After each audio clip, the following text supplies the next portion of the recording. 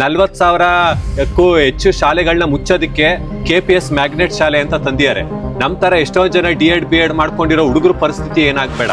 ಯಾವ ಎಂಟರ್ಟೈನ್ಮೆಂಟು, ಯಾವ trip, enjoyment ಎಲ್ಲ ಬಿಟ್ಬಿಟ್ಟಿರ್ತೀವಿ. ನಮ್ಮ ವಯಸ್ಸವ್ರಾಗಲೇ ಸೆಟ್ಲ್ ಆಗಿರ್ತಾರೋ, ಮತ್ತೊಂದೇನೋ ಮಾಡ್ತಿರ್ತಾರೋ. ಬಟ್ ನಾವಿನ್ನೂ ಅಯ್ಯೋ ನಮ್ದು ಇನ್ನೂ ಜೀವನ ಆಗಲಿಲ್ಲಪ್ಪ, ಏನು ಓದ್ತಾ ಇಲ್ವಾ, ಮಾಡ್ತಾ ಇಲ್ವಾ ಅಂತ ನಾವು ಯೋಚನೆ ಮಾಡ್ತಾ ಇರ್ತೀವಿ. ಪ್ರಜಾಪ್ರಭುತ್ವ ದೇಶದಲ್ಲಿ ಡೆಮೊಕ್ರೆಟಿಕ್ ಆಗಿ ಪೀಸ್ಫುಲ್ ಆಗಿ ಅಸೆಂಬಲ್ ಆಗಿ ಹೋರಾಟ ಮಾಡೋದು ನಮ್ಮ ಹಕ್ಕು. ಅದನ್ನ ನಾವು ಕೇಳ್ತಾ ಇದೀವಿ. ಅದಕ್ಕೆ ಯಾರ ಅಪ್ಪಣೆ ಅನುಮತಿ ಕೇಳೋದಕ್ಕೆ ಇದು ರಾಜರ ವ್ಯವಸ್ಥೆನೂ ಅಲ್ಲ, ಇದು ಸರ್ವಾಧಿಕಾರನೂ ಅಲ್ಲ, ಇದು ಡಿಕ್ಟೇಟರ್ಶಿಪ್ ಅಲ್ಲ, ಇದು ಡೆಮೊಕ್ರೆಟಿಕ್ ರೈಟ್. ನಾವು ಅದನ್ನ ಕೇಳ್ತಾ ಇದೀವಿ. ಈ ಹೋರಾಟದಲ್ಲಿ ನಮ್ದು ಪ್ರಮುಖ ಬೇಡಿಕೆ ಇರೋದು ಏನು, ರಾಜ್ಯ ಸರ್ಕಾರದಲ್ಲಿ 2,85,000 ಪೋಸ್ಟ್ಗಳಿದೆ, ವೇಕೆಂಟ್ ಪೋಸ್ಟ್ಗಳು. ಅದನ್ನ ಈ ಕೂಡಲೇ ಫಿಲಪ್ ಮಾಡಬೇಕು. ಕೇಂದ್ರದಲ್ಲೂ 10 ಲಕ್ಷ ಹುದ್ದೆಗಳೇನಿದೆ ಅವ್ರುಗಳೇ ಹೇಳ್ಕೊಂಡಿರೋದು, ನಾವು ಹೇಳ್ತಿರೋದಲ್ಲ, ಸರ್ಕಾರನೇ ಹೇಳಿರುವಂಥ ಹುದ್ದೆಗಳೇನಿದೆ ಅದನ್ನು ಈ ಕೂಡಲೇ ನೇಮಕಾತಿ ಪ್ರಕ್ರಿಯೆನ ಪ್ರಾರಂಭ ಮಾಡಬೇಕು. ನೇಮಕಾತಿಲಿ ಪಾರದರ್ಶಕತೆನ ತಗೊಬೇಕು. ನಾವು ನೋಡಿದ್ದೀವಿ KPSC ಎಷ್ಟು ಹಗರಣದ ಇದೆ, KEA ಇರ್ಬೋದು, ಈ ಥರ ಹಲವಾರು SSCಯಲ್ಲೂ ಕೂಡ ಸಾಕಷ್ಟು ಅಕ್ರಮಗಳು, ಪತ್ರಿಕಾ ಸೋರಿಕೆ ಎಲ್ಲ ನೋಡ್ತಿದ್ದೀವಿ. ಪಾರದರ್ಶಕವಾದಂಥ ಎಕ್ಸಾಮ್ನ ಕಂಡಕ್ಟ್ ಮಾಡಬೇಕು. ಮತ್ತು ದುಬಾರಿ ಅರ್ಜಿ ಶುಲ್ಕ ಏನು ಇವರು ಮಾಡ್ತಿದ್ದಾರೆ 1,000-2,000ವರೆಗೂ, ಅದನ್ನು ಈ ಕೂಡಲೇ ಕೈ ಬಿಡಬೇಕು. ಅದನ್ನು ಉಚಿತ ಮಾಡಬೇಕು. ಪ್ರಯಾಣ ದರನೂ ಕೂಡ ಉಚಿತ ಮಾಡಬೇಕು. ಜೊತೆಗೆ ಹಲವಾರು ನೇಮಕಾತಿ ಇಲಾಖೆಗಳಲ್ಲಿ, ಪೊಲೀಸ್ ಇಲಾಖೆ ಇರ್ಬೋದು, ಶಿಕ್ಷಣ ಇಲಾಖೆಯಲ್ಲಿ ಏನು ಖಾಲಿ ಇದೆ ಅದನ್ನು ಭರ್ತಿ ಮಾಡಿ 5 ವರ್ಷಗಳ ಕಾಲ, ಯಾಕೆಂದರೆ ಇವರು ಕೋವಿಡ್ ಕಾರಣ ಒಳ ಮೀಸಲಾತಿ ಹೆಸರಲ್ಲಿ ಏನು ನೇಮಕಾತಿ ಮಾಡಿಲ್ಲ, ಎಲ್ಲ ಹುದ್ದೆಗಳಲ್ಲೂ 5 ವರ್ಷಗಳ ಕಾಲ ವಯೋಮಿತಿ ಸಡಿಲಿಕೆ ಮಾಡಬೇಕು. ಪೊಲೀಸ್ PC ಇದು ಪೋಸ್ಟ್ ಏನಿದೆ ಅದಕ್ಕೆ ಕಾಯಂ ನೇಮಕಾತಿ ಈ ವಯೋಮಿತಿನ 5 ವರ್ಷಕ್ಕೆ ಕನಿಷ್ಠ ಏರಿಸಬೇಕು ಅಂತ ನಮ್ಮ ಬೇಡಿಕೆ ಇದೆ. ಸರ್, ನಿಮ್ಮ ಹೋರಾಟಕ್ಕೆ ಅನುಮತಿ ನೀವು ಪಡ್ಕೊಂಡಿಲ್ಲ ಅಂತೇಳಿ ಪೊಲೀಸರು ಹೇಳಿದ್ರಿ. ಅಂದರೆ ನೀವು ಅನುಮತಿ ತೊಗೊಂಡಿರಿ ಏನಂತೇಳಿ? ಈಗಾಗಲೇ ಇದನ್ನ ಹೋರಾಟ ನಾವು ಪ್ರಾರಂಭ ಮಾಡಿದ್ದು ಜನಸಾಮಾನ್ಯರ ವೇದಿಕೆ ಮತ್ತು ಉದ್ಯೋಗ ಆಕಾಂಕ್ಷಿಗಳ ಹೋರಾಟ ಸಮಿತಿಯಿಂದ. ಅದರ ರಾಜ್ಯ ನಾಯಕರುಗಳು ಯಾರಿದ್ದಾರೆ, ಯಲ್ಲಪ್ಪ ಹೆಗಡೆ ಅವರು ಇರ್ಬೋದು, ಅಥವಾ ಸಿದ್ಲಿಂಗ್ ಬಾಗೇವಾಡಿ ಅವರು, ಭವಾನಿ ಶಂಕರ್ ಅವರು, ಈಗಾಗಲೇ ಪೊಲೀಸ್ನವರ ಗಮನಕ್ಕೆ ತಂದ್ರೂ ಕೂಡ ಅವರು ಕಳೆದ ಹೋರಾಟದ 2 ದಿನದ ಹಿಂದೆ ಅವರು ವಿಡಿಯೋ ಬಿಟ್ಟಿದ್ದಾರೆ. ನಾವು ಯಾವುದೇ ಕಾರಣಕ್ಕೋಸ್ಕರ ಪರ್ಮಿಷನ್ ಕೊಟ್ಟಿಲ್ಲ, ಕರೆಕ್ಟಾಗಿ ಮಾಹಿತಿ ಕೊಟ್ಟಿಲ್ಲ ಅಂತ ಹೇಳಿದ್ದಾರೆ. ಅವ್ರಿಗೆ ಕೇಳಿದ ಎಲ್ಲ ಮಾಹಿತಿ ಕೊಟ್ಟರು ಕೂಡ ಹೋರಾಟನ ಹತ್ತಿಕ್ಕೋದಕ್ಕೋಸ್ಕರ, ಈ ಹೋರಾಟಕ್ಕೆ ಯಾರು ಬರಬಾರ್ದು ಉದ್ಯೋಗ ಆಕಾಂಕ್ಷಿಗಳು ಅನ್ನೋವಂಥ ಭಯದಿಂದ ಈ ರೀತಿ ಅವರು ವರ್ತನೆ ಮಾಡಿದ್ದಾರೆ. ನಾವು ಅದನ್ನು ಖಂಡಿಸ್ತೀವಿ. ಯಾಕೆಂದರೆ ಪ್ರಜಾಪ್ರಭುತ್ವ ದೇಶದಲ್ಲಿ ಡೆಮೊಕ್ರೆಟಿಕ್ ಆಗಿ ಪೀಸ್ಫುಲ್ ಆಗಿ ಅಸೆಂಬಲ್ ಆಗಿ ಹೋರಾಟ ಮಾಡೋದು ನಮ್ಮ ಹಕ್ಕು. ಅದನ್ನು ನಾವು ಕೇಳ್ತಾ ಇದೀವಿ. ಅದಕ್ಕೆ ಯಾರ ಅಪ್ಪಣೆ ಅನುಮತಿ ಕೇಳೋದಕ್ಕೆ ಇದು ರಾಜರ ವ್ಯವಸ್ಥೆನೂ ಅಲ್ಲ, ಇದು ಸರ್ವಾಧಿಕಾರನೂ ಅಲ್ಲ, ಇದು ಡಿಕ್ಟೇಟರ್ಶಿಪ್ಪು ಅಲ್ಲ, ಇದು ಡೆಮೊಕ್ರೆಟಿಕ್ ರೈಟು. ನಾವು ಅದನ್ನು ಕೇಳ್ತಾ ಇದ್ದೀವಿ. ಸರ್, ಬೆಳಿಗ್ಗೆ ಹೋರಾಟದೊಳಗೆ ಒಂದಿಷ್ಟು ವಿದ್ಯಾರ್ಥಿಗಳು ಅರೆಸ್ಟ್ ಆದ್ರೆ ಸರ್, ಹೋರಾಟಗಾರರು ಎಷ್ಟು ಜನ ಅರೆಸ್ಟ್ ಆಗ್ಯಾರ ಸರ್? ಈಗ 5 ಜನ ಹೆಣ್ಮಕ್ಳು ಸೇರಿದಂಗೆ ಟೋಟಲ್ ಒಂದು 40 ಜನ ಹೋರಾಟಗಾರರನ್ನ ಅವ್ರು ಬಂಧಿಸಿದ್ದಾರೆ. ನಮ್ಮದು ಪ್ರಮುಖ ಬೇಡಿಕೆ ಇವತ್ತು ನಾವೆಲ್ಲಿ ಏನು ಶ್ರೀನಗರ ಸರ್ಕಲಲ್ಲಿ ಬೇರೆ ಬೇರೆ ಸಂಘಟನೆಯವ್ರು ಕೂತು ಹೋರಾಟ ಮಾಡ್ತಿದ್ದೀವಿ. ಮೊದಲನೇ ಬೇಡಿಕೆನೇ ಈ ಕೂಡಲೇ 40 ಜನನೂ ಕೂಡ ಇಮಿಡಿಯೇಟಾಗಿ ರಿಲೀಸ್ ಮಾಡಬೇಕು, ಅವ್ರನ್ನ ಇಲ್ಲಿಗೆ ಕರ್ಕೊಂಬರ್ಬೇಕು. ಜೊತೆಗೆ DC ಅವರು ಇಲ್ಲಿಗೆ ಬಂದು ನಮ್ಮ ಮನವಿನ ಸರ್ಕಾರಕ್ಕೆ ಹೇಳಬೇಕು. ಜೊತೆಗೆ DC ಕಡೆಯಿಂದಲ್ಲ, ಸರ್ಕಾರದ ಕಡೆಯಿಂದ ನಮಗೆ ಇಂಥದ್ದಾಗಿದೆ, ಇಂಥದ್ದು ಮಾಡ್ತಿದ್ದೀವಿ ಅನ್ನೋವಂಥ ಸ್ಪಷ್ಟ ಉತ್ತರ ಬೇಕು ಅಂತ ನಾವು ಕಾಯ್ತಾ ಇದ್ದೀವಿ ಅಂತ. ಸರ್, ಹೋದ ಸಲ ಒಮ್ಮೆ ಹೋರಾಟ ಆಯ್ತು ಸರ್, ಅವಾಗ ಏನು ಬೇಡಿಕೆ ಇಟ್ಟಿದ್ರೆ ಅದನ್ನು ಪೂರೈಸಿದ್ರೆ ಸರ್, ಆಶ್ವಾಸನೆ ಕೊಟ್ಟಿದ್ರಲ್ಲ? ಅದರಲ್ಲಿ ಯಾವ ಬೇಡಿಕೆನೂ ಕೂಡ ಅವ್ರು ಪೂರೈಸಿಲ್ಲ. ಇವ್ರಿಗೆ ನೋಟಿಫಿಕೇಶನ್ ಮಾಡೋದಕ್ಕೆ ನಮ್ಮ ಹತ್ರ ದುಡ್ಡಿಲ್ಲ ಅಂತ ಏನು ಹೇಳ್ತಿದ್ದಾರೆ. ಮೊನ್ನೆ KE ಇದೆ ಕರೆದಿರೋದು 700-800 ಪೋಸ್ಟು. ಒಂದೊಂದು ಡಿಪಾರ್ಟ್ಮೆಂಟಲ್ಲಿ, ನಿಗಮಗಳಲ್ಲಿ 2, 3, 4 ಆ ಥರ ಕರೆದಿದ್ದಾರೆ. ಒಬ್ಬೊಬ್ರು ಅಪ್ಲಿಕೇಶನ್ ಫೀಸೇ HK non-HK ಸೇರಿ 7,000, 6,000, 3,000 ಮಿನಿಮಮ್ ಫೀಸ್ ಕಟ್ತಿದ್ದಾರೆ. ಅದು ಯಾರಿಂದ? ಉದ್ಯೋಗ ಇಲ್ಲ ಅಂತ ಪರದಾಡ್ತಾರೋ ಅಂತ ನಿರುದ್ಯೋಗಿಗಳಿಂದ ಅರ್ಜಿ ಶುಲ್ಕ ವಸೂಲಿ ಮಾಡ್ತಿದ್ದಾರೆ. ಇವ್ರು ಹೋರಾಟ ಆದಮೇಲೆ ಕರೆದಿರೋದೇ ಬೆರಳೆಣಿಕೆ ಪೋಸ್ಟು, ಅದರಲ್ಲೂ ಕೂಡ ಅರ್ಜಿ ಶುಲ್ಕದಲ್ಲಿ ವಸೂಲಿ ಮಾಡ್ತಿದ್ದಾರೆ. ಜೊತೆಗೆ ಅವರು ವಯೋಮಿತಿನ 5 ವರ್ಷಕ್ಕೆ ಏರೋದಕ್ಕೆ ಯಾವ ದುಡ್ಡು ಖರ್ಚಾಗಲ್ಲ. ಅದಕ್ಕೆ ಯಾವ ದುಡ್ಡು ಖರ್ಚಾಗಬೇಕು? ಒಂದು ನೋಟಿಫಿಕೇಶನ್ ಹೊರಡಿಸೋದಕ್ಕೆ ಯಾವ ದುಡ್ಡು ಖರ್ಚಾಗತ್ತೆ? ಅದನ್ನು ಮಾಡ್ತಾ ಇಲ್ಲ. ಹಾಗಾಗಿ ಇದಕ್ಕಿಂತ ಬೇಸತ್ತು ಈ ಹಿಂದೆ ಹೋರಾಟ 25ನೇ ತಾರೀಕು ಸೆಪ್ಟೆಂಬರಲ್ಲಿ ಹೋರಾಟ ಆದ ನಂತರನೂ ಕೂಡ ಒಂದು ರಾಜ್ಯ ಮಟ್ಟದ ಸಮಾವೇಶ ಧಾರವಾಡದಲ್ಲೇ ಆಗಿದೆ. ಪಾಟೀಲ್ ಪುಟ್ಟಪ್ಪ ಸಭಾಂಗಣದಲ್ಲಿ ವಿದ್ಯಾವರ್ತಕ ಸಂಘದಲ್ಲಿ ಆಗಿ, ಅದಕ್ಕೆ ಜಸ್ಟಿಸ್ ಸಂತೋಷ್ ಹೆಗ್ಡೆ ಅವರು, SR ಹಿರೇಮಠ ಅವರು, ರಾಮಂಜನಪ್ಪ ಆಳ್ದಳ್ಳಿ ಅವರ ನೇತೃತ್ವದಲ್ಲಿ ಸಲಹೆ ಆಧಾರದ ಮೇಲೆ ನಾವು ಈ ಹೋರಾಟನ ಮುಂದುವರಿಸಿದ್ದೀವಿ. CMಗೂ ಕೂಡ ಮನವಿ ಪತ್ರ ಕೊಟ್ಟಿದ್ದೀವಿ. ಈ ವಿಷಯವಾಗಿ ಸಾಕಷ್ಟು ಚರ್ಚೆಗಳಾಗಿದೆ, ಮನವಿ ಕೊಟ್ಟಾಗಿದೆ. ಈಗ ನಾವು ಒಂದು ಬೃಹತ್ ಪ್ರತಿಭಟನೆನ ನಾವು ಇವತ್ತು ಪ್ರಾರಂಭ ಮಾಡಿದ್ವಿ. ಪೊಲೀಸ್ನವರು ಇವತ್ತು ತಡೆದು ಬಂಧಿಸಿದ್ದಾರೆ. ಅದನ್ನು ನಾವು ಖಂಡಿಸ್ತಾ ಇದ್ದೀವಿ. ಸರ್, ಆ ಸಮಾರಂಭದೊಳಗೆ ಸಂತೋಷ್ ಹೆಗ್ಡೆ ಅವರು ಏನು ಹೇಳಿದ್ರು ಸರ್? ಸಂತೋಷ್ ಹೆಗಡೆ ಅವರು ನಾನು ಈ ಹೋರಾಟದ ಭಾಗವಾಗಿ ನಿಮ್ಮ ಜೊತೆ ಇರ್ತೀನಿ ಅಂತ ಹೇಳಿದ್ರು. CM ಅವ್ರದ್ದು ನಾವು ಏನು ಸಮಯನ ಕೇಳಿದ್ವಿ, ಆ ಸಮಯನ ಅವರು ಬೇಕು ಅಂತಲೇ ಕೊಡಲಿಲ್ಲ. ಅವರು ಮುಂದಕ್ಕೆ ಹಾಕೊಂಡ್ಬಂದ್ರು, ಅನಿವಾರ್ಯವಾಗಿ ಸಮಯ ಸಿಗಲಿಲ್ಲ ನಮ್ಮ ಜೊತೆ. ಹಾಗೆ ನಾವುಗಳೇ ಹೋಗಿ ಮನವಿ ಪತ್ರ ಕೊಡೋಕ್ಕಾಯ್ತು ಅಷ್ಟೇ. ಅವ್ರೂ ಕೂಡ ಈ ಹೋರಾಟದ ಭಾಗವಾಗಿ ನಿಮ್ಮ ಜೊತೆ ಇರ್ತೀವಿ ಅಂತ ಹೇಳಿದ್ದಾರೆ. SR ಹಿರೇಮಠ ಆಗಲಿ, ಸಂತೋಷ್ ಹೆಗಡೆ ಆಗಲಿ, ನಮ್ಮ ಸಲಹೆಗಾರರು ಅವರು ಈ ಹೋರಾಟದ ಭಾಗವಾಗಿ ಇರ್ತೀವಿ, ನೀವು ಹೋರಾಟ ಮುಂದುವರಿಸಿ ಅಂತೇಳಿ ಅವ್ರು ನಮಗೆ ನೈತಿಕ ಬೆಂಬಲವಾಗಿ ಕೊಟ್ಟು ನಮ್ಮ ಸಪೋರ್ಟಿವ್ ಆಗಿದ್ದಾರೆ. ಸರ್ ನೀವು ಎಷ್ಟು ವರ್ಷದಿಂದ ಇಲ್ಲಿ ಧಾರವಾಡದಾಗ ಅಂದ್ರೆ ಧಾರವಾಡದಾಗ ಆಯಿತು ಬೇರೆ ಕಡೆ ಆದ್ರೂ ಎಷ್ಟು ವರ್ಷದ ಕಾಂಪಿಟೇಟಿವ್ ಪ್ರಿಪೇರ್ ಆಗುತ್ತೆ ಸರ್ ನೀವು? ನಾವು ಇಲ್ಲಿಂದ ನಂದು DED ಆಗಿದೆ, ಮಾಸ್ಟರ್ ಡಿಗ್ರಿನೂ ಆಗಿದೆ.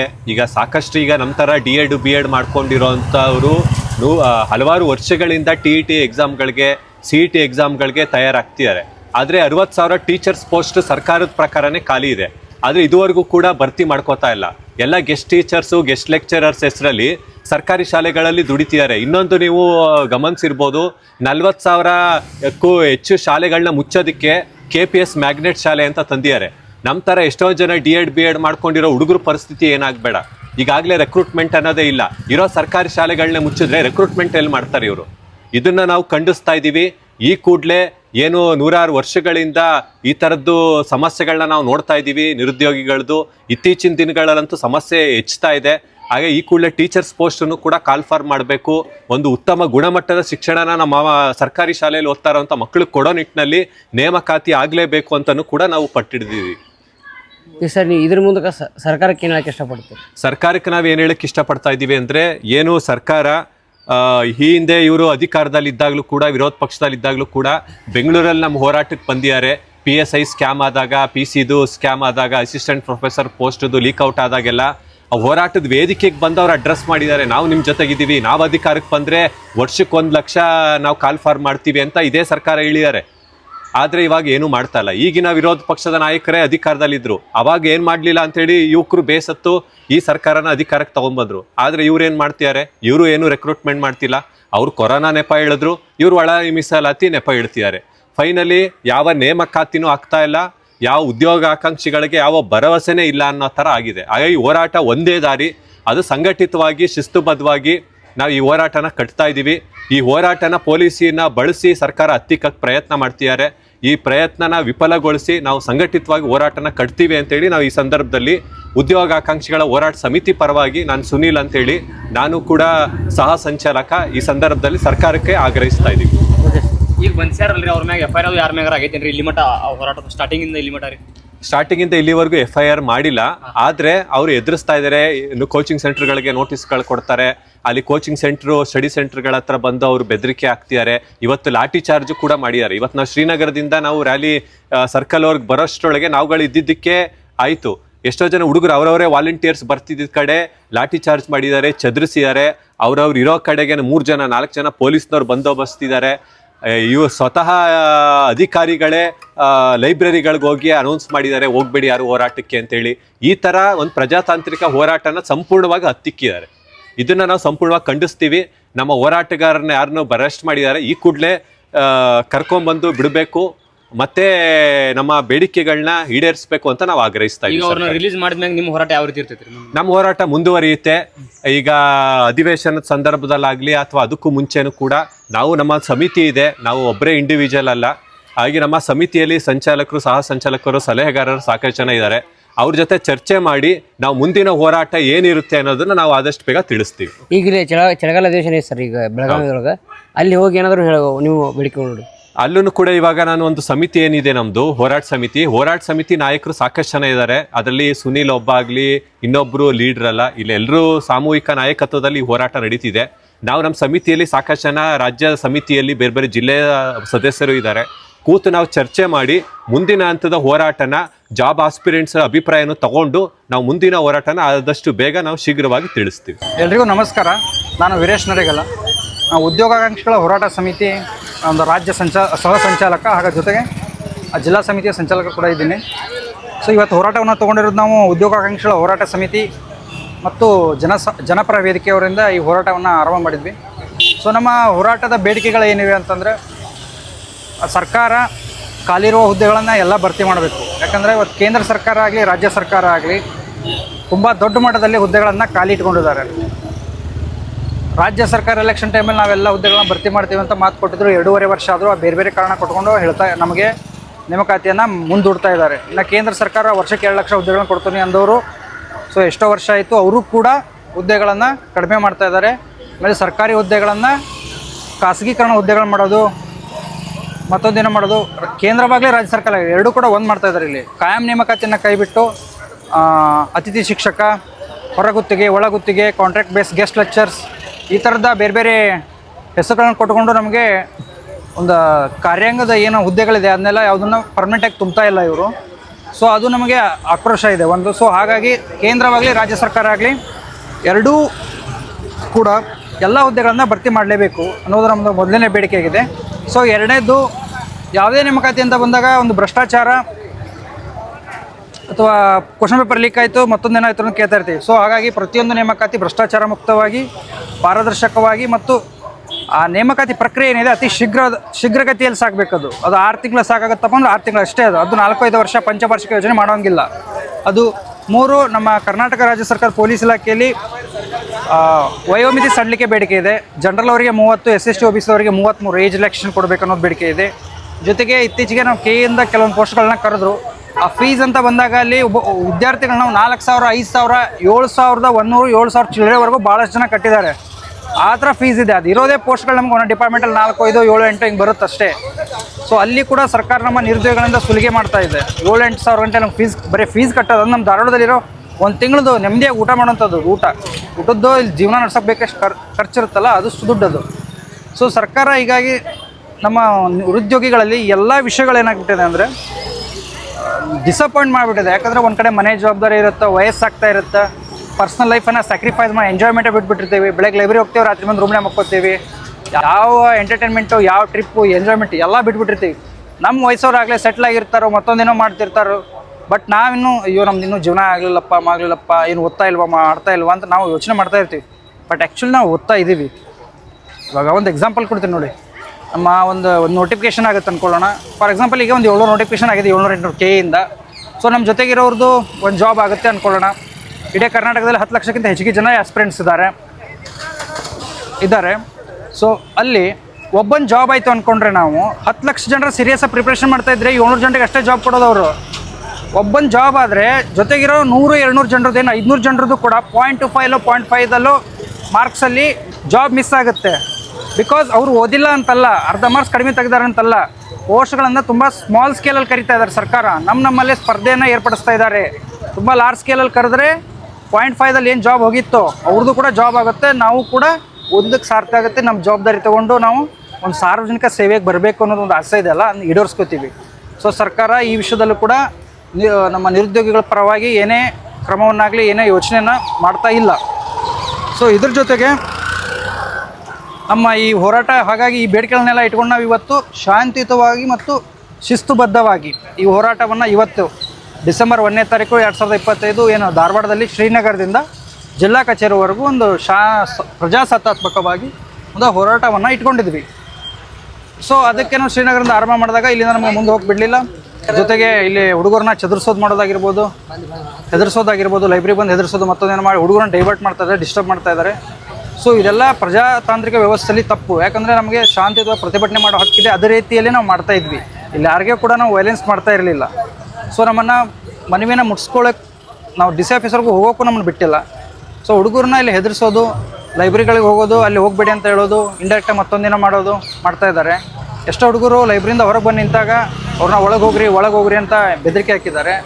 ಸೊ ಈ ಥರದ್ದೆಲ್ಲ ವಿಷಯಗಳಾಗಿ ಓವರಾಲ್ ಆಗಿ ಏನು ಹೇಳಬೇಕಪ್ಪ ಅಂದರೆ, ನಾವೇನು ಪ್ರತಿಭಟನೆ ಇದೆ, ಪ್ರತಿಭಟನೆ ಮಾಡ್ಬೇಕಂತ ಇದ್ವಿ ಶಾಂತಿಯುತವಾಗಿ ಶಿಸ್ತಿನಿಂದ. ಅದಕ್ಕೆ ಅವರು ಅಡ್ಡಿಪಡಿಸ್ತಾ ಇದ್ದಾರೆ. ಬೆದರಿಕೆ ಹಾಕಿದವರು ಯಾರು? ಅಧಿಕಾರಿಗಳು ಯಾರು ಸರ್? ಏನಂದರೆ ನಾವು ಮಾಸಲ್ಲಿ ಇದ್ವಿ. ಈಗ ನಾನು ಜಾಯ್ನ್ ಆಗ್ತಾ ಇದ್ದೆ, ಲೇಟಾಗಿ ಬಂದ ಹಿಂದ್ಗಡೆ ಜಾಯ್ನ್ ಆಗ್ತಾ ಇದ್ದೆ. ನಾನು ನೋಡಿದಾಗ 100 ಜನ ಹುಡುಗರನ್ನ ಪೊಲೀಸ್ ಆಫೀಸರ್ ಓಡಿಸ್ಕೊಂಡು ಬರ್ತಾಯಿದ್ರು. ಒಂದಿಷ್ಟು ಜನರು ಹೊಡೆದ್ರು. ಸೊ ದೂರಲ್ಲಿ ನಂಗೆ ಆ ಸ್ಪಾಂಟೇನಿಯಸ್ ಆಗಿ ಅದನ್ನು ನಾನು ನೋಡಿದ ತಕ್ಷಣ ಸಡನ್ನಾಗಿ ಇದು ಯಾಕೆ ಈ ರೀತಿ ನಾವು ಶಾಂತಿಯುತವಾಗಿ ಮಾಡ್ಬೇಕು ಅಂದ್ಕೊಂಡಿದ್ದು, ಈ ರೀತಿ ಯಾಕೆ ತಿರುಗ್ತು ಇದು ಅಂತ ಒಂದು ಸೆಕೆಂಡ್ ಶಾಕ್ ಆಗಿ, ಸೊ ಏನಾಗ್ತಾ ಇದೆ ಅಂತ ಅರ್ಥ ಮಾಡ್ಕೊಂಡು ಒಂದು ಸ್ವಲ್ಪ ಟೈಮ್ ತೊಗೊಳ್ತು ನನಗೆ. ಸೊ ಹಾಗಾಗಿ ನಾನು ಅದನ್ನೆಲ್ಲ ನೋಡಲ್ಲ. ಬಟ್ ಅಲ್ಲಿ ಅಬ್ಸರ್ವ್ ಮಾಡ್ಕೊಂಡು, ಯಾಕಂದ್ರೆ ನಾನು ಕೂಡ ಒಂದು ಸೈಡ್ ಆಗಬೇಕಾಗಿ ಬಂತಲ್ಲಿ. ಸೊ ಎಲ್ಲರೂ ಬೇರೆ ಬೇರೆ ಮಾಡಿದ ಮೇಲೆ ಹುಡುಗರೆಲ್ಲ ಲೈಬ್ರರಿ ಕಡೆ ಹೋದ್ರು, ಒಳಗೆ ಹೋಗ್ರಿ, ಯಾರು ಗುಂಪಲ್ಲಿ ನಿಂತರೂ ಕೂಡ ಒಳಗೆ ನಡ್ರಿ ಅಂತ ಎಲ್ಲ ಪೊಲೀಸ್ ಆಫೀಸರ್ ಮಾಡಿದ್ರು. ನಮಗೆ ಗುಂಪಲ್ಲಿ ಎಲ್ಲಕ್ಕೆ ಬಿಡಲಿಲ್ಲ. ಸೊ ಈ ಥರ ಆಯ್ತು ಸರ್ ಇವತ್ತು. ಈ ಹೋರಾಟಗಾರರಿಂದ ವೈಲೆನ್ಸ್ ಅದು ಏನಾಗಿಲ್ಲ ರೀ? ಸರ್ ಇಲ್ಲ ಸರ್, ಯಾರಿಗೂ ಇಲ್ಲ. ಯಾಕಂದ್ರೆ ನಾವು ಪ್ರತಿಯೊಂದು ಲೈಬ್ರರಿ ಹೋಗಿ ಹುಡುಗರನ್ನ ಭೇಟಿ ಆದಾಗ ಕಾಂಟ್ಯಾಕ್ಟ್ ಅದ. ಇವನ್ ನೀವು ಚೆಕ್ ಮಾಡ್ಕೋಬೋದು, ನಮ್ಮ ಸೋಷಿಯಲ್ ಮೀಡಿಯಾದಲ್ಲೂ ಕೂಡ ನಾವು ಶಾಂತಿಯುತವಾಗಿ ಪ್ರಜಾಸತ್ತಾತ್ಮಕವಾಗಿ ಹೋರಾಟ ಮಾಡೋಣ ಅಂತಾನೆ ಕರೆ ಕೊಟ್ಟಿರೋದು.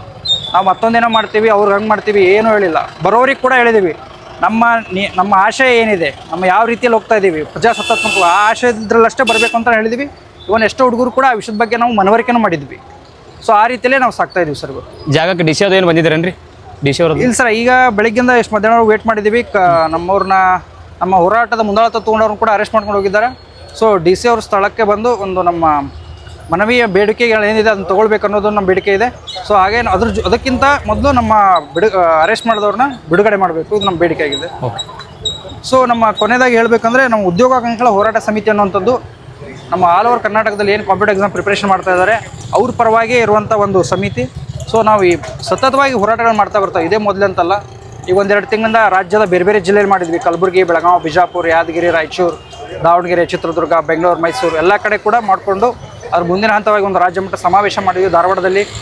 ಸೊ ಅಲ್ಲಿ ಸಂತೋಷ್ ಹೆಗಡೆ ಅವರು ಬಂದಿದ್ದರು, ನಮ್ಮ ಮಾಜಿ ಲೋಕಾಯುಕ್ತರು, ಮಾಜಿ ಸುಪ್ರೀಂ ಕೋರ್ಟ್ ಜಡ್ಜ್ ಅವರು. ಅಲ್ಲಿ ಅವ್ರು ಸರ್ಕಾರಕ್ಕೆ ಒಂದು ಪ್ರಶ್ನೆ ಇಡ್ತಾರೆ, ಏನಂತ ಹೇಳ್ತೀನಿ. ಸೊ ಸರ್ಕಾರ ಪ್ರತಿ ವರ್ಷ ನೇಮಕಾತಿಗೆ ದುಡ್ಡು ಅಂತಿರುತ್ತಲ್ಲ, ಅದನ್ನ ಎದಕ್ಕೆ ಬಳಸ್ತಾ ಇದ್ದೀರಾ ನೀವು? ನೇಮಕಾತಿನ ಯಾಕೆ ಮಾಡ್ತಾ ಇಲ್ಲ? ಯುವಕರನ್ನು ಏನು ಮಾಡಬೇಕಂತ ಇದ್ದೀರಿ ನೀವು? ಸೊ ಇದು ಬೇಕಾದ್ರೆ ನನ್ನ ಹತ್ರ ಪೇಪರ್ ಕಟ್ಟಿಂಗ್ಸ್ ಇದೆ, ನಿಮ್ಮವ್ರಿಗೆ ಕೊಡ್ತೀನಿ ನಾನು, ಆಮೇಲೆ ಬೇಕಾದ್ರೆ ಇದು ಮಾಡ್ಕೊಳ್ಳಿ. ಸೊ ಅಲ್ಲಿ ಕೂಡ ಅವರು ಪ್ರಶ್ನೆ ಮಾಡ್ತಾರೆ. SRM ಬಂದಾಗ ಕೂಡ ಹೇಳ್ತಾರೆ, ನಮ್ಮ ಸಮಾಜದ ನಿರುದ್ಯೋಗ ಸಮಸ್ಯೆ ಹೆಂಗಾಗುತ್ತೆ, ಇಲ್ಲಿ ನಮ್ಮ ಅವ್ಯವಸ್ಥೆ ಯಾವ ಥರ ಇದೆ, ಈ ಪರವಾಗಿ ನಾವೆಲ್ಲರೂ ಯುವಕರು ಒಗ್ಗಟ್ಟಾಗಿ ಒಂದು ಒಳ್ಳೆ ರೀತಿಯಿಂದ ಹೋರಾಟ ಮಾಡಬೇಕು, ಪಾರದರ್ಶಕ ನೈತಿಕವಾಗಿ ಅನ್ನೋದು ಕೂಡ ಹೇಳ್ತಾರೆ. ಸೊ ಅವ್ರ ಜೊತೆಗೆ ಇನ್ನೊಂದು ರಾಮಾಂಜನಪ್ಪ ಆಲ್ದಳ್ಳಿ ಅನ್ನೋರು, ಡಾಕ್ಟರ್ ಶಶಿಕುಮಾರ್ ಅನ್ನೋರು, ಇವರೆಲ್ಲ ನಮ್ಮ ಉದ್ಯೋಗಾಕಾಂಕ್ಷಿಗಳ ಸಮಿತಿಗೆ ಒಂದು ಸಲಹೆಗಾರರಾಗಿದ್ದಾರೆ. ಸೊ ನಾವು ಏನೇ ಒಂದು ದೊಡ್ಡ ದೊಡ್ಡ ಸ್ಟೆಪ್ಸ್ ತೊಗೊಳ್ಳುವಾಗ ಕೂಡ ಒಂದೊಂದು ಸ್ಟೆಪ್ ತೊಗೊಳ್ಳುವಾಗ ಕೂಡ ಅವ್ರ ಜೊತೆ ಚರ್ಚೆ ಮಾಡಿ ಎಷ್ಟರ ಮಟ್ಟಿಗೆ ನಾವು ಸರಿಯಾಗಿ ಹೋಗ್ತಾ ಇದ್ದೀವಿ, ಹೇಗಾದರೆ ನಮ್ಮ ಬೇಡಿಕೆಗಳು ಸರ್ಕಾರಕ್ಕೆ ಸರಿಯಾದ ರೀತಿಯಲ್ಲಿ ಮುಟ್ಟಿಸ್ಬೋದು ಅಂತ ಕೂಡ ನಾವು ಮಾಡ್ಕೊಂಡು ಬರ್ತಾ ಇದ್ದೀವಿ. ಸೊ ಈ ಹೋರಾಟನ ಕೂಡ ಅವ್ರ ಜೊತೆ ಚರ್ಚೆ ಮಾಡ್ಕೊಂಡು ನಿರ್ಧಾರ ತೊಗೊಂಡಿದ್ದೀವಿ. ಸೊ ನಾವು ಹೋರಾಟಗಳು ಕಂಟಿನ್ಯೂ ನಡೀತಾನೆ ಇದೆ ಸರ್ ಇಲ್ಲಿ. ಸೊ ನಮ್ಮ ಮುಂದಿನ ದಿನಗಳು ಕೂಡ ನಮ್ಮ ಬೇಡಿಕೆ ಈಡೇರೋವರೆಗೂ ಕೂಡ ನಾವು ಮಾಡ್ತೀವಿ ಸರ್. ಮುಖ್ಯವಾಗಿ ಇನ್ನೊಂದು ಸರ್ಕಾರಕ್ಕೆ ಒಂದು ವಿಷಯ ಹೇಳ್ಬೇಕು ಇಷ್ಟಪಡ್ತೀನಿ. ಸೊ ಸಂವಿಧಾನ ಅಂತ ಪ್ರತಿಯೊಬ್ಬರು ಹೇಳ್ತೀವಿ, ನಾವು ಸಂವಿಧಾನ ದಿನಾಚರಣೆ ಮಾಡ್ತೀವಿ. ಸಂವಿಧಾನದಲ್ಲಿ ಇರೋದೇ 3 ಅಂಗ: ಶಾಸಕಾಂಗ, ಕಾರ್ಯಾಂಗ, ನ್ಯಾಯಾಂಗ. ಶಾಸಕಾಂಗದಲ್ಲಿ ಒಂದೇ MLA ಸ್ಥಾನ ಖಾಲಿದೆ, MP ಸ್ಥಾನ ಖಾಲಿದೆ ಅಂತ ಸುಮ್ಮನೆ ಬಿಡಲ್ಲ. 6 ತಿಂಗಳೊಳಗೆ ಎಲೆಕ್ಷನ್ ಮಾಡಿ ಸ್ಥಾನ ಫಿಲ್ ಮಾಡ್ತೀರಿ. ನ್ಯಾಯಾಂಗ ಅದು ಜುಡಿಷಿಯಲ್ ಬೇವಿ, ಓಕೆ. ಈ ಶಾಸಕಾಂಗದವ್ರು ಏನು ನಿಯಮಗಳು ಮಾಡ್ತಾರೋ ಅದನ್ನು ಕಾರ್ಯರೂಪಕ್ಕೆ ತರೋರೇ ಕಾರ್ಯಾಂಗದವರು. ಕಾರ್ಯಾಂಗದಲ್ಲಿ ಒಂದು ಗ್ರೂಪ್ ಡಿ ಪ್ಯೂನಿಂದ ಹಿಡಿದು group B, group C, group A ವರೆಗೂ IAS ಆಫೀಸರ್ವರೆಗೂ ಕೂಡ ಕಾರ್ಯಾಂಗದಲ್ಲೇ ಬರ್ತಾರೆ. ಈ ಕಾರ್ಯಾಂಗ ಕೂಡ ಏನು ಶಾಸಕಾಂಗ ತರುವಂಥ ನೀತಿ ನಿಯಮಗಳನ್ನು ಜಾರಿಗೆ ತರೋದೇ ಕಾರ್ಯಾಂಗ, ಕಾರ್ಯರೂಪಕ್ಕೆ ತರುವುದೇ ಕಾರ್ಯಾಂಗ. ಕಾರ್ಯಾಂಗದಲ್ಲಿ ಇಷ್ಟು ದೊಡ್ಡ ಮಟ್ಟದಲ್ಲಿ ಹುದ್ದೆಗಳನ್ನು ಖಾಲಿ ಇಟ್ಟುಕೊಂಡು ಸರ್ಕಾರದವ್ರು ನೀವು ನಿಮ್ಮ ನೀತಿ ನಿಯಮಗಳನ್ನಾಗಲಿ, ಸೌಲಭ್ಯಗಳನ್ನಾಗಲಿ, ನಿಮ್ಮ ಯೋಜನೆಗಳನ್ನಾಗಲಿ ಸರ್ಕಾರಕ್ಕೆ ಜನರಿಗೆ ಹೇಗೆ ಮುಟ್ಟಿಸ್ತೀರಾ ನೀವು? ಗ್ರೌಂಡ್ ಲೆವೆಲ್ವರೆಗೂ, ತಳಮಟ್ಟದವರೆಗೂ ಮುಟ್ಟಿಸ್ಬೇಕು ಅಂದರೆ ನಿಮಗೆ ಒಂದು ಸ್ಥಳೀಯ ಮಟ್ಟದಲ್ಲಿ SDA FDAದವ್ರು ಬೇಕು, ಒಂದೇನೋ ಟೀಚರ್ಸ್ ಬೇಕಾಗಿತ್ತು, PHC ಇರುತ್ತೆ, ಪ್ರೈಮರಿ ಹೆಲ್ತ್ ಸೆಂಟರ್ಗಳು ಹಳ್ಳಿ ಮಟ್ಟದಲ್ಲಿ, ಅಲ್ಲೆಲ್ಲ ಒಂದು ಆರೋಗ್ಯದ ಕಾರ್ಯಕರ್ತರು ಬೇಕಾಗ್ತಾರೆ. ಸೊ ಈ ಬೇರೆ ಬೇರೆ ಇಲಾಖೆದಲ್ಲೆಲ್ಲ ಏನಿದೆ ಎಲ್ಲ ಪೋಸ್ಟ್ಗಳನ್ನು ಖಾಲಿ ಭರ್ತಿ ಮಾಡಬೇಕು ಅನ್ನೋದೇ ನಮ್ಮದಿದೆ. ಸೊ ಸರ್ಕಾರಕ್ಕೆ ನಾವು ಹೇಳ್ತೀವಿ, ಶಾಸಕಾಂಗ ಖಾಲಿ ಏನು ಬಿಡಲ್ಲ ಒಂದು ಸೀಟ್ನು, ಹಾಗೆ ಕಾರ್ಯಾಂಗದಲ್ಲೂ ಕೂಡ ಯಾವ ಪೋಸ್ಟ್ಗಳನ್ನು ಖಾಲಿ ಬಿಡೋಂಗಿಲ್ಲ, ಎಲ್ಲ ಹುದ್ದೆಗಳನ್ನು ಭರ್ತಿ ಮಾಡಲೇಬೇಕು ಅನ್ನೋದೇ ನಮ್ಮ ಬೇಡಿಕೆ ಆಗಿದೆ.